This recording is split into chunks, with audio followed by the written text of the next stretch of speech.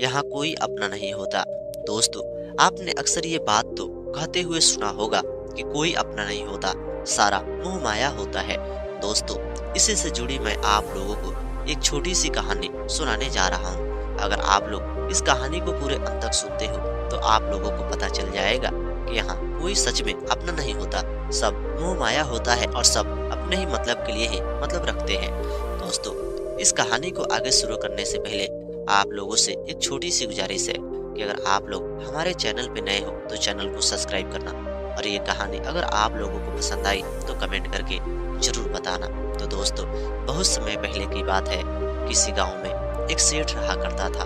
जो सेठ बहुत ज्यादा अमीर था। उसके जीवन में बस एक ही बेटा था और कोई नहीं था। सेठ का बेटा का स्वभाव बिल्कुल बिगड़ चुका था। वे अपने माता पिता को बात को नहीं सुनता।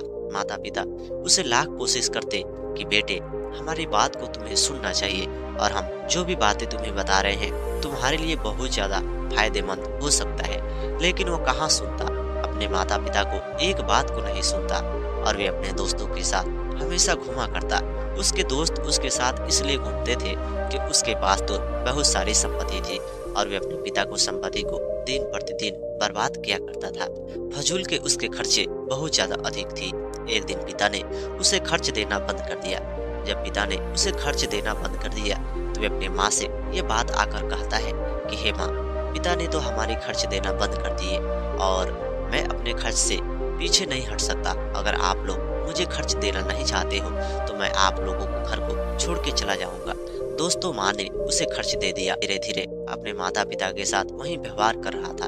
अब तो उसके बहुत सारी संगति हो गई थी। पिता उस सारी संगति को देखकर जानना चाहते थे कि सारी संगति तो मतलब के लिए ही प्रेम कर रही है, उससे मोहब्बत कर रही है। ये धन संपत्ति अगर हमारे पास नहीं रहे तो कोई भी हमसे प्रेम नहीं करेगा। एक दिन पिता ने उसे बैठाकर कहा कि बेटे, ये सारे जितने तुम्हारे दोस्त हैं ये कोई काम नहीं आएगा जब तुम्हारे पास कोई संपत्ति नहीं रहेगी और तुम्हारे जीवन में एक छोटी सी भी मुश्किलें क्यों नहीं आए। तभी वो कहने लगा कि हे पिताजी, आप ये क्या कह रहे हो? आप हमारे दोस्तों को देखकर घृणा कर रहे हो? क्या आपको लग रहा है कि आपके जीवन में कोई दोस्त नहीं बने तो मेरे जीवन में कोई दोस्त न बने? मेरे दोस्त तो बड़ी से बड़ी मुश्किलों में भी काम आया करते हैं। तभी वह कहने लगे कि बेटा, अभी तुम अपना खर्च करते हो, कल के दिन तुम्हारे पास कुछ भी नहीं रहेगा। उसके बाद जो भी तुम्हारा मदद कर देगा वही तुम्हारा सच्चा दोस्त होगा और वही तुम्हारे लिए बहुत ज्यादा जरूरी होगा। दोस्तों, माता पिता के बातों को वे ठुकरा दिया करता था। धीरे धीरे समय बीतता चला गया। अब वह सेठ एक दिन बुढ़ापे को प्राप्त हो गया। जब वह बुढ़ापे में पहुंचा, उसका बेटा का विवाह वह कर चुका था। विवाह होने के बाद उसके जीवन में एक बहू आई। बहू बहुत ज्यादा सुंदर थी, जिसके जीवन से एक संतान की प्राप्ति हुआ जो बेटा था। अब वह सेठ ने सोचा कि ये सारी संपत्ति मैं अपने पोते के नाम कर देता हूँ, क्योंकि हमारे बेटे का स्वभाव बिल्कुल अच्छा नहीं है। ये तो सारी संपत्ति को बर्बाद कर देगा। बेटे के नाम नहीं करने के बाद उन्होंने सोचा कि मैं जा रहा हूँ, एक वकील के पास मिलता हूँ। वे वकील मुझे तरह तरह की बात जरूर बताएंगे। जैसे वह वकील के पास जाता है, वकील ये बात सुनने के बाद वो नकार देते हैं और कहते हैं कि हे भाई सेठ, तुम्हारी बात ठीक है। तुम जो भी सोच रहे हो बिल्कुल सही सोच रहे हो कि तुम्हारे बेटे का खर्च बहुत ज्यादा अधिक है और वे अपनी संगति में वे तुम्हारी पूरी जमीन को बर्बाद कर सकता है। ये बात को कोई भी झुठला नहीं सकता, लेकिन ये बात में इतनी ही सच्चाई है कि तुम्हारे पोते का उम्र अभी कम है। अगर तुम्हारे पोते का उम्र ज्यादा होती है तो मैं उसके नाम ये जमीन कर सकता हूँ। तभी उन्होंने कहा कि तो आप ही बताइए, इसका क्या तरीका है? इसका कोई तरीका नहीं है। अगर तुम अपने बेटे के नाम जमीन कर देते हो तो नुकसान हो जाएगा। अगर तुम नहीं करते हो तो तुम्हारी जमीनें वैसे ही बरकरार रहेगी और जब तुम्हारे पोते बड़े होंगे तो उनके नाम ये सारी संपत्ति कर दिया जाएगा, नहीं तो तुम अपने बहू के नाम कर सकते हो। तभी वह सेठ कहने लगा कि नहीं, अगर मैं बहू के नाम ये संपत्ति कर देता हूँ तो बहू तो शायद मेरे बेटे को इस स्वभाव को ठुकरा के भाग जाएगी। ऐसे तो मेरी बहू उससे बहुत ज्यादा परेशान रहा करती है। तभी वह वकील जी ने कहा कि ठीक है, अगर आपको कोई भी सुविधा नहीं मिल रही है तो आपको इंतजार करना पड़ेगा। दोस्तों, धीरे धीरे समय बीत रहा था। एक दिन वो सेठ की तबीयत बहुत ज्यादा खराब थी। सेठ की तबीयत जब खराब थी तो उसके बेटे को पता लगा, जो बेटा शहर में कुछ काम के लिए गया था। काम करने तो कुछ के लिए गया था, लेकिन वो अपने दोस्तों के साथ मजे करने के लिए गया था। सेठ का बेटा वहां से आता है और अपने बहुत सारे दोस्तों को अपने घर पे बुलाता है। सारे दोस्त सेठ को ले जाकर हॉस्पिटल में भर्ती करते हैं और वे कुछ महीनों बाद ठीक हो जाता है। तभी वह सेठ का बेटा कहता है कि हे पिताजी, आप तो हमारे दोस्तों से घृणा किया करते थे। देखो मैं अकेला हूँ, लेकिन अगर मैं संगति नहीं करता तो ये लोग मेरा साथ नहीं देते, और मेरा अनेक भाई तो नहीं है, इसलिए मुझे संगति बहुत ज्यादा जरूरी है। अगर संगत नहीं होता तो आज मैं अकेले आपको ले जाकर परेशान हो जाता। सेठ ये समझ रहा था कि ये कुछ दिनों के लिए है, कुछ महीनों के लिए, कुछ वर्षों के लिए है। जब हमारे पास संपत्ति होती है, हमारे पास बहुत ज्यादा पैसे होता है, तो लोग हमारी बहुत ज्यादा संगति में रहते हैं और हमारा तारीफ किया करते हैं। तो जब सेठ बीमारी से बाहर आया, उसे लगने लगा कि अगर मैं मृत्यु को प्राप्त हो जाता, सच में मेरी जमीनें बर्बाद हो जाती। वे अपने पोते को लेकर फिर से उसी वकील के पास पहुंचा। वकील जी ने फिर से उसे ठुकरा दिए और कहने लगे कि हे सेठ, मैं तुम्हें कह रहा हूँ, ये तुम्हारे पोते का उम्र अभी इतनी ज्यादा नहीं हुई है और तुम परेशान हो रहे हो, बेचैन हो रहे हो। उसने कहा कि हे वकील जी, मेरी तबीयत हमेशा बरकरार नहीं रहती है, मेरी तबीयत तो हमेशा खराब रहती है और आप मेरी बातों को समझ नहीं रहे हो। अगर मैं मृत्यु को प्राप्त हो गया, अचानक मेरी मृत्यु हो गई, तो मेरी सारी जमीनें बर्बाद हो जाएगी। तभी उसने कहा कि तो आप ही बताइए मैं क्या करूं। उसने कहा कि ठीक है, अगर तुम नहीं कर सकते हो तो मैं दूसरे वकीलों के पास जाऊंगा, दूसरा वकील तो कुछ न कुछ निर्णय जरूर निकालेगा।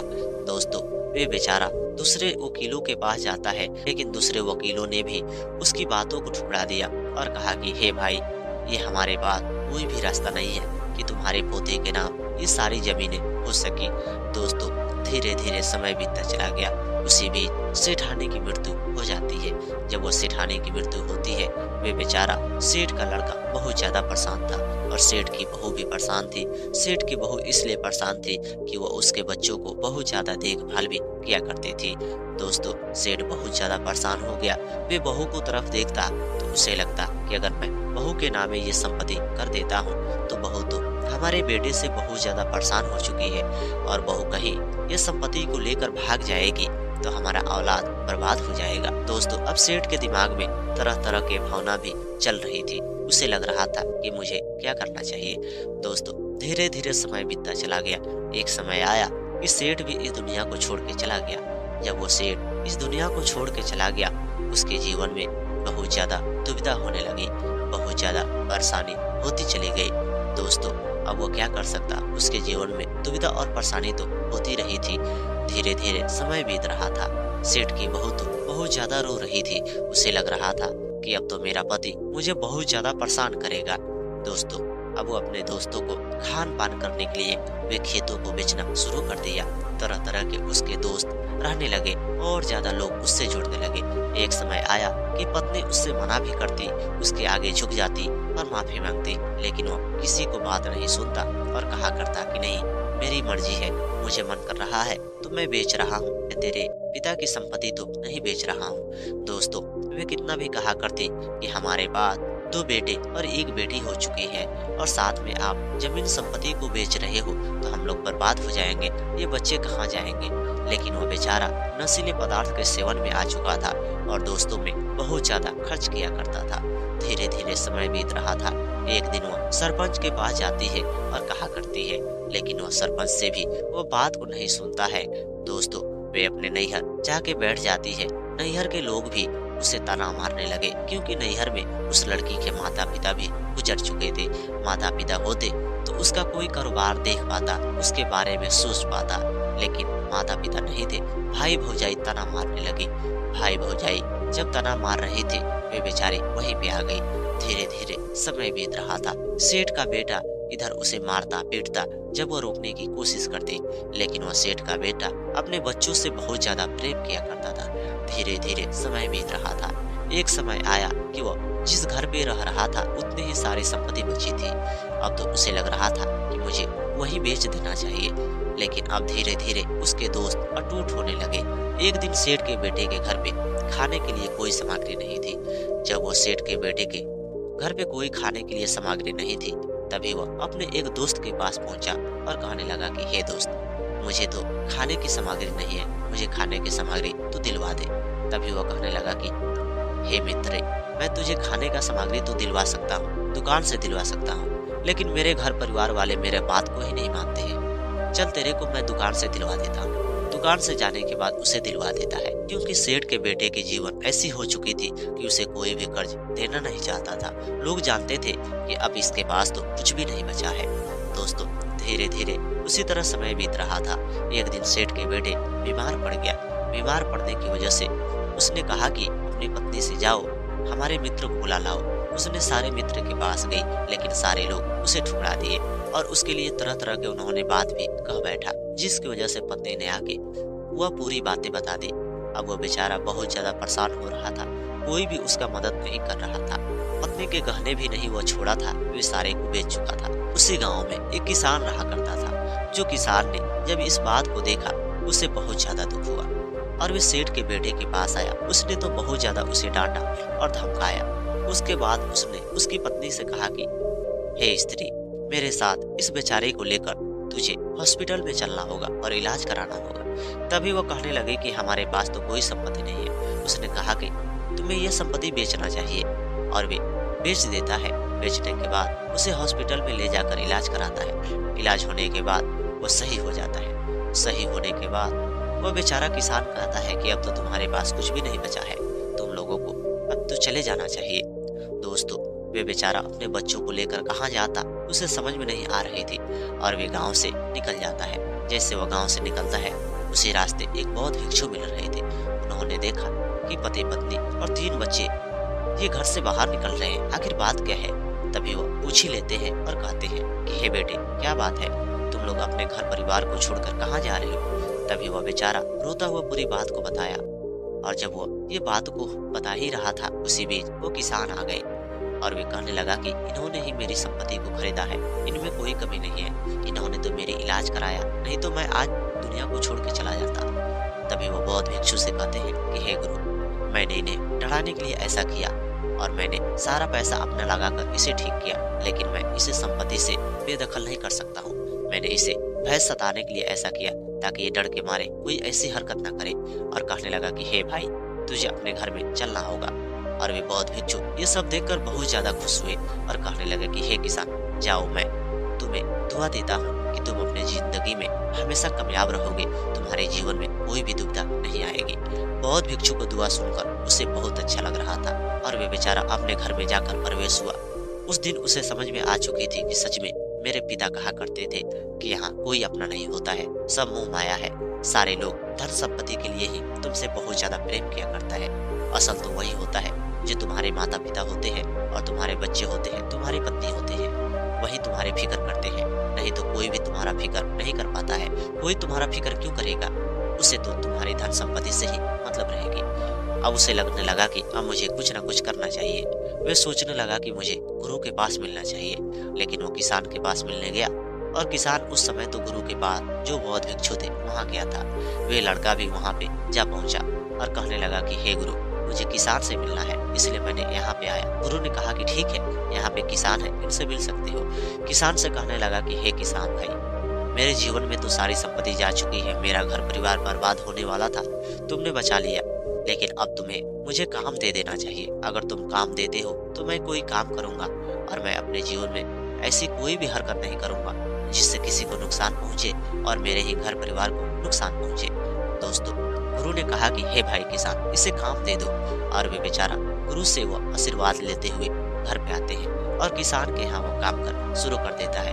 धीरे धीरे वो काम करता रहता है और अपने घर परिवार को चलाता रहता है। तो दोस्तों, इस कहानी से आप लोगों को क्या सीखने को मिला? दोस्तों, जब हमारे पास धन संपत्ति बहुत ज्यादा रहती है, हमारे बहुत सारे दोस्त भी रहते हैं और वे दोस्त हमारे धन संपत्ति को देखकर ही हमसे बहुत ज्यादा दोस्ती करते हैं। लेकिन वही हमारे पास दिन प्रतिदिन धन संपत्ति कम हो जाती है, वे लोग भी हमारा पीछा छोड़ देते हैं और धीरे धीरे वे लोग हमारा मदद भी नहीं करना चाहते हैं। जब हमारे पास बहुत सारी संपत्ति होती है तो हम उन्हें मदद करते हैं, उन्हें खिलाते हैं, तरह तरह के उन्हें पोशाक भी दिया करते हैं। लेकिन वहीं जब हमारी मदद की जरूरत आती है, वे लोग सीधे मना कर देते हैं। इसलिए जो बात ये कही गई कि यहाँ कोई अपना नहीं होता है, तो सच में कोई अपना नहीं होता है। माता पिता और साथ में हमारे जो बहुएं हैं, बच्चे हैं, वही अपना होते हैं और कोई अपना नहीं होता है। अपना तो वो होता है बुरी समय में जो हमारा काम आता है, सच में वही अपना होता है, नहीं तो बाकी सब पराया होते हैं। दोस्तों, इस कहानी को सुनने के बाद अगर ये कहानी आप लोगों को पसंद आई तो कमेंट करके जरूर बताना, और हमारे चैनल पे नए हो तो चैनल को भी सब्सक्राइब करना।